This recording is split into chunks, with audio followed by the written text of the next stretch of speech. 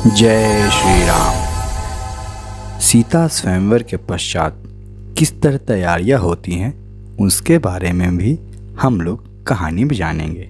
तो आगे बढ़ते हैं। अयोध्या में तैयारियां। मिथिलापुरी से अयोध्या तक का मार्ग 3 दिनों में तय करके महाराज जनक के मंत्री राजा दशरथ के दरबार में पहुंचे। रत्न जटित सिंहासन पर विराजमान महाराज दशरथ का सादर अभिवादन करने के पश्चात मिथिला के मंत्री ने कहा, हे राजन, मिथिला नरेश ने आपका कुशल समाचार पूछा है और महर्षि विश्वामित्र की आज्ञा से उन्होंने आपके पास यह संदेश भेजा है कि समस्त संसार को ज्ञात है कि मिथिला के राजा जनक की पुत्री सीता अत्यंत रूपवती, लावण्यमयी एवं समस्त सद्गुणों से संपन्न है। राजा जनक ने अपने यहाँ एक यज्ञ किया था। उसमें उन्होंने यह प्रतिज्ञा की थी कि जो कोई भी भगवान शंकर के विख्यात धनुष पिनाक पर पतंग चढ़ा देगा उसके साथ वे राजकुमारी सीता के विवाह कर देंगे। उस यज्ञ में महामुनि विश्वामित्र, राम और लक्ष्मण दोनों राजकुमारों के साथ जनकपुरी पधारे। राम ने धनुष पर पतंग ही नहीं चढ़ा दी बल्कि उस धनुष के 2 टुकड़े भी कर दिए। इस प्रकार उन्होंने अपने अद्वितीय पराक्रम से सीता को प्राप्त कर लिया है। अतः राजा जनक ने आपसे सादर अनुरोध करते हुए यह संदेश भेजा है कि आप अपने समस्त परिजनों, बंधु बांधवों, मंत्रियों एवं पुरोहितों तथा गुरु वशिष्ठ के साथ शीघ्र बारात लेकर मिथिला पधारने की कृपा करें, ताकि राजकुमार श्री रामचंद्र के साथ सौभाग्यकांक्षिनी सीता का विवाह वैदिक रीति से संपन्न हो सके और मिथिलेश कन्या के ऋण से उऋण हो सके। इस शुभ संदेश को सुनकर महाराज दशरथ अत्यंत प्रसन्न हुए। राम लक्ष्मण की कुशलता एवं अद्भुत पराक्रम का समाचार सुनकर उनका हृदय विभोर हो गया। वे मंत्रियों से बोले, मंत्रीवर, हमारा हृदय राम और लक्ष्मण से मिलने के लिए बहुत व्याकुल हो रहा है, इसलिए आप शीघ्र ही परिजनों एवं दरबार के सभासदों के साथ जनकपुरी चलने की व्यवस्था कीजिए।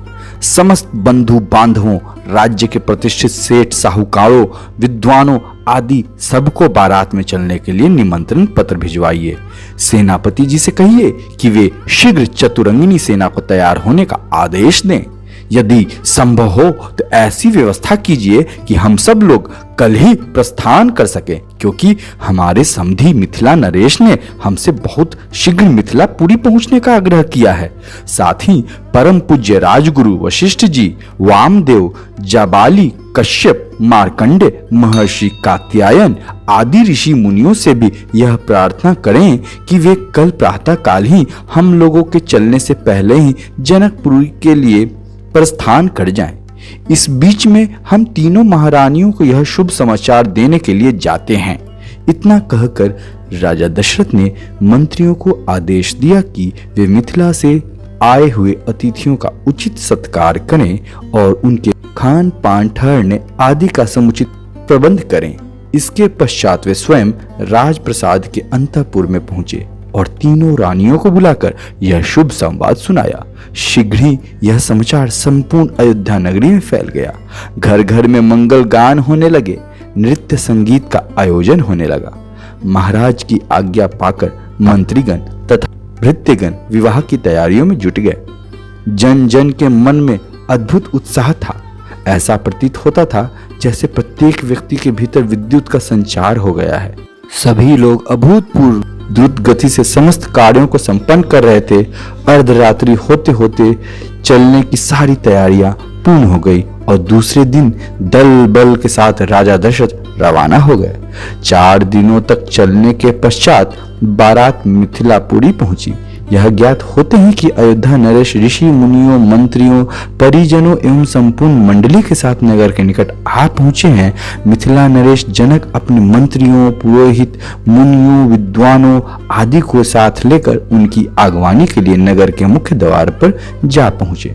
उन्होंने बड़े आदर के साथ राजा दशरथ की अभ्यर्थना करते हुए कहा, हे नृपश्रेष्ठ, आपके दर्शन करके मैं कृतज्ञ हुआ और आपके पदार्पण करने से जनकपुरी की भूमि धन्य हुई।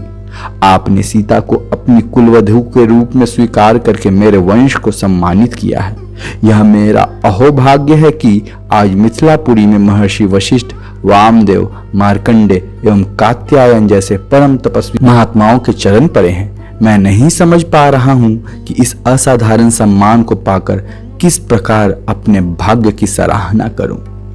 इस प्रकार समस्त आगत महानुभावों का सत्कार करके महाराज दशरथ को उनके साथ आए हुए ऋषि मुनियों, बंधु बांधवों, मंत्रियों एवं सैनिकों को जनवासे में ठहराने की उचित व्यवस्था की। जनवासे में राजा दशरथ बहुत देर तक मुनि विश्वामित्र और अपने दोनों पुत्रों के साथ बैठे हुए उनके कृत्यों और पराक्रम का विवरण सुनते रहे। इस विवरण को सुनकर कभी वे आनंद से रोमांचित हो जाते, कभी आश्चर्य से दांतों तले उंगली दबाने लगते, कभी प्रशंसा से अपने राजकुमारों की पीठ थपथपाने लगते। बातचीत करने के पश्चात भोजन आदि से निवृत्त होकर वे विश्राम करने चले गए। तो कैसी लगी ये कहानी? अगर पसंद आई हो तो इसे लाइक जरूर कीजिए और इस चैनल को सब्सक्राइब कीजिए।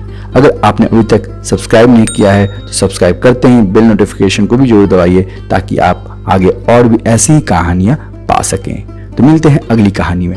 जय श्री राम।